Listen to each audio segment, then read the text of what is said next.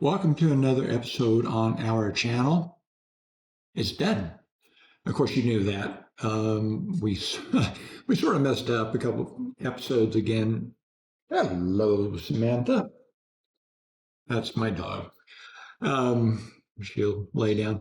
As I was saying, a few episodes ago, we did a premature unveil of the bench. It wasn't how I had planned it in terms of from a production standpoint, but that's okay. So you've already seen it. Now you get to see how I did it. This is a derivative, if you will, from a master woodworker. Woodworkers, really exceptional ones, are artists at heart. This is functional. I don't, it's not going to be considered art anytime soon. But if you will click the link below, it will take you to the YouTube channel where the Master Craftsman version of this workbench is. He doesn't show you, he sort of shows you how he does it, but there's a link in his description to buy the plans. And that's what I did. I don't know what €5 comes out to in US dollars. Probably not that much more or less than a $5 bill. But I bought the plans, and I'm not going to give away too much information because it kind of would be disrespectful to the woodworker to basically put all his plans to the bench. I'll show you what I did different and probably show you what I should not have done at all. It was a journey. So, as you probably know, I had a sort of a self-imposed limitation, and that limitation was one, I had to do something that would, although this one is not self-imposed, we really needed something to protect the table. It had to be small enough for her to pick up and carry without yelling for me to come do it. And the real self-imposed limitation was that I either had to have the material on hand or I could scrounge it. I ended up finding a wonderful pallet. It was not your usual standard oak pallets like you get here in the States, which are kind of on their last legs. This one was different. I'd never seen one like it, but we'll get to that. So with that in mind, let's get to how I made this thing. Hopefully I won't bore you too much. So here we go. I actually started off with a traditional wood pallet. By traditional, I meant you can see a lot of spaces between the slats, but here's the thing. Those slats were not giving at all. So, of course, if things don't give, what's the obvious solution? Go get a bigger hammer. So I grabbed the other pallet. This is a very interesting pallet, and fortunately it came apart much easier. As you will see as time goes on. And right about now I have no clue as to what kind of wood this is. Not a clue. One thing I know is that it is very hard and very light colored, very tight grained. I also know that it is way too hot out and I need a break. Well, darn. Looks like we're going to break the record high today after all. So I'm here at McDonald's getting the wife a mocha frappe. And in all fairness, my old F-150 that I'm in right now reads about 6 degrees too warm. So ambient is probably 102. 3 more degrees and we break the record high for this day.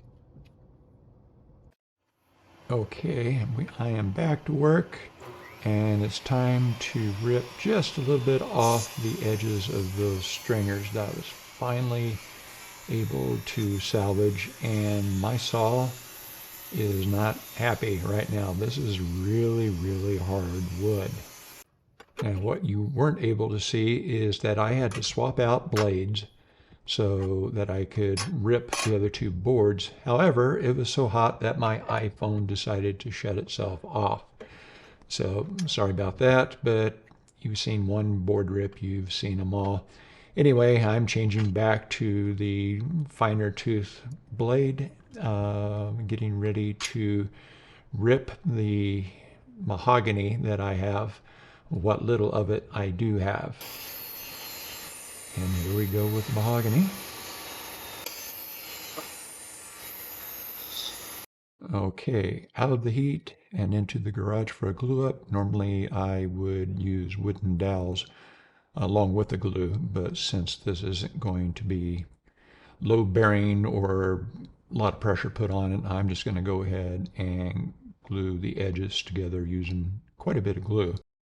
And be sure to wipe it off really well if you intend to stain the board. Otherwise, the glue will act as a barrier to the stain. And that's it for the day. Okay, the next morning, let's take this sucker apart, see what we got. Notice that I use masking tape to protect the rails. Now somehow I managed to be about less than 1/4 of an inch off in terms of width on one end or the other. So what I did, I measured the most narrow width of the board, which was just short of 9 inches, and I set my table saw to just a little bit less than that. So I'll end up cutting, about a little less than a width of a saw blade off of each edge to get it all nice and clean. And I'll do the same for each end of the miniature workbench. This will give it a nice finished look, much better than what I'm capable of doing in terms of planing it.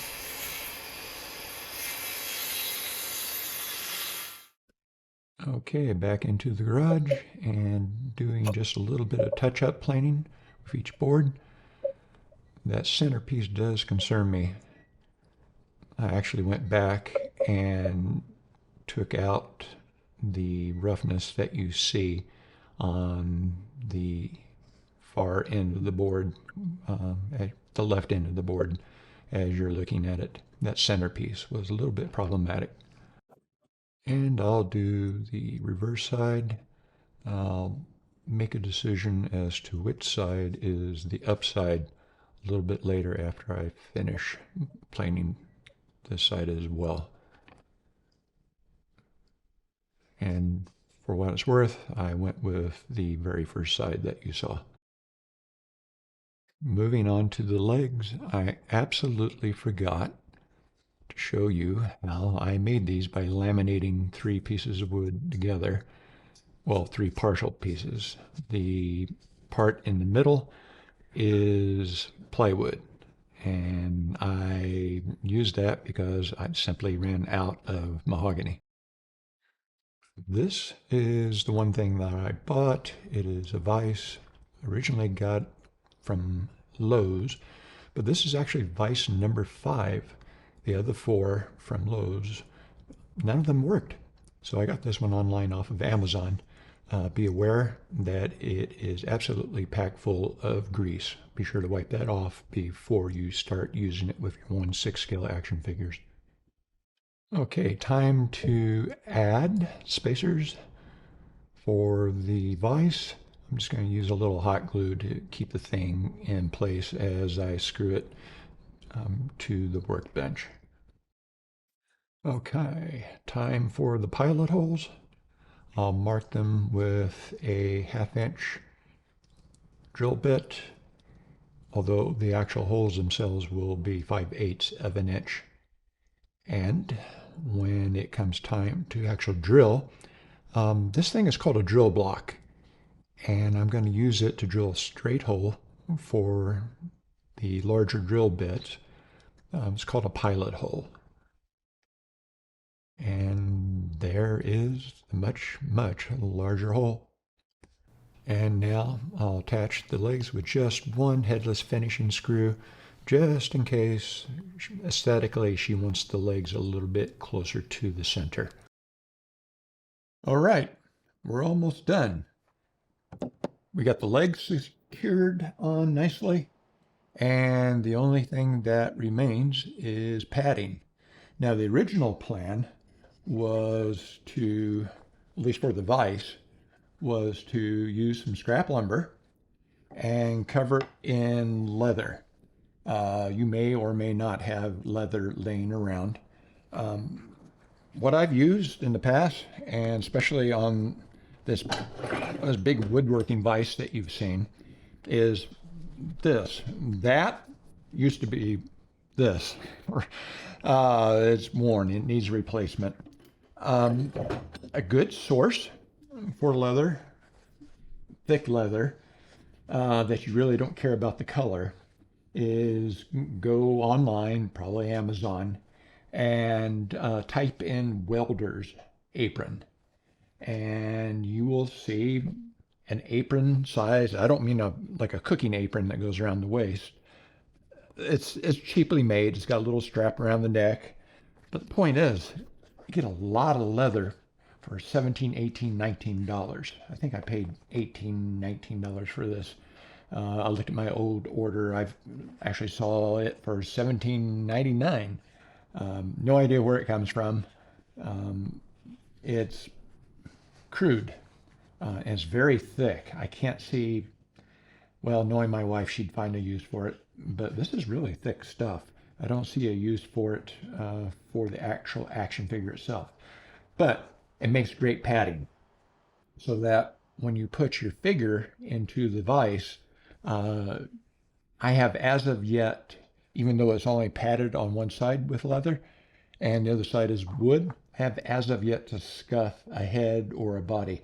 It's not saying it won't happen, and I'm not saying that it can happen. I'm just saying it hasn't happened yet. Having said that, we're not going to use leather. This is going to be my one cheat.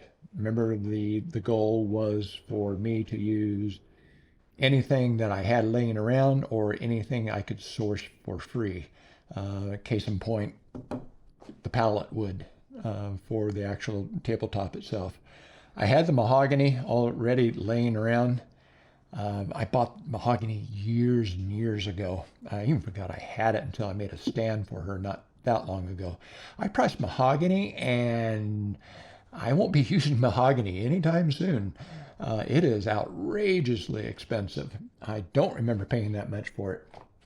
So we're not using this. We're still going to use the wood, but we're not going to use leather for padding the vise. And this was my wife's idea. We're going to use these things. The one that she saw is actually kind of oval shape and was black. I only had 2 of those, so it won't be enough, so hence the need to cheat. So what this is a furniture slider for carpeting. Put your heavy piece, your buffet or dresser or whatever, on top of this. The dense foam will sort of adhere to the legs, and you can slide it around on your carpeting. The stuff is really thick, really dense, and she came up with a good idea. I think it's a good idea of using this stuff to pad the vise.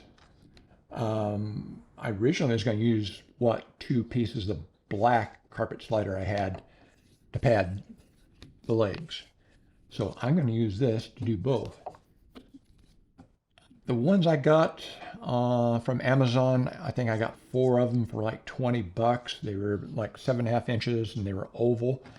But if you have a Harbor Freight, you can get a box that has 4 of these and 4 of these for $4.99. So that's my cheat, $4.99. So the next time that you see this, the vise will be padded with this stuff, and the legs will be padded with these things. They should be, oh yeah, they pop up. Well, at least this one anyway. pops off, okay, fairly easily. Ah, there we go. So I will cut to fit, and these should provide really good protection for our wood top table that you see every day. And as importantly, it should be a little bit of resistance so the whole bench here doesn't go sliding around over the top. So the next time you see it, this will be done and we'll have the big unveil.